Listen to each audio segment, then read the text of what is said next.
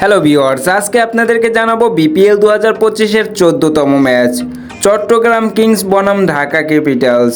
দুই দলের খেলার সময়সূচি এবং সম্ভাব্য বেস্ট একাদশে কারা কারা থাকতে পারে সেই সম্পর্কে বিস্তারিত তথ্য।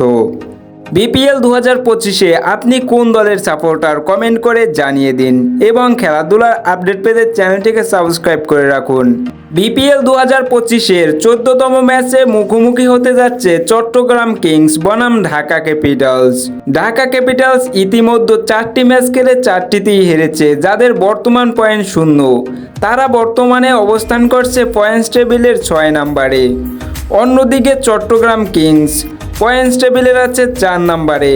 তারা 2টি ম্যাচ খেলে একটিতে জয়লাভ করেছে এবং একটিতে হেরেছে। তাদের বর্তমান পয়েন্ট 2। এবার চলুন পর্যায়ক্রমে দেখে আসি দুই দলের খেলার সময়সূচি। বিপিএল 2025 14তম ম্যাচ চট্টগ্রাম কিংস বনাম ঢাকা ক্যাপিটালস। তারিখ 9 জানুয়ারি 2025। সময় সন্ধ্যা 6টা 30 বাংলাদেশি সময়। ভেন্যু সিলেট আন্তর্জাতিক cricket stadium Sylhet.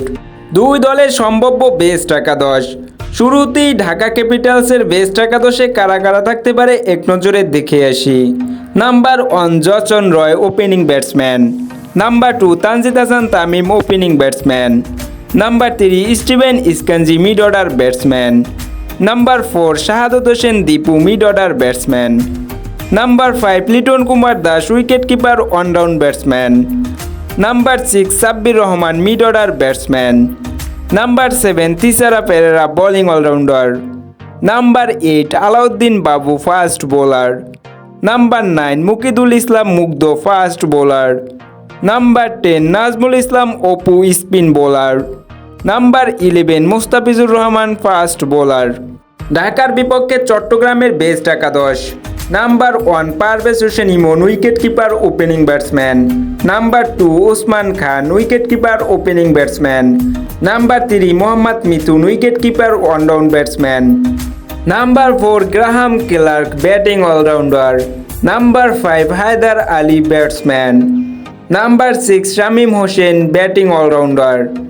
Number 7 Arafat Sunny bowler. Number 8 Wasim junior bowler. Number 9 Shariful Islam fast bowler. Number 10 Alis Al Islam bowler. And number 11 Khaled Ahmed fast bowler. প্রতিদিনের সকল প্রকার খেলাধুলার আপডেট পেতে অবশ্যই চ্যানেলটিকে সাবস্ক্রাইব করে পাশে থাকা বেল আইকনটি বাজিয়ে রাখুন, যাতে খুব সহজেই খেলার আপডেট পেতে পারেন।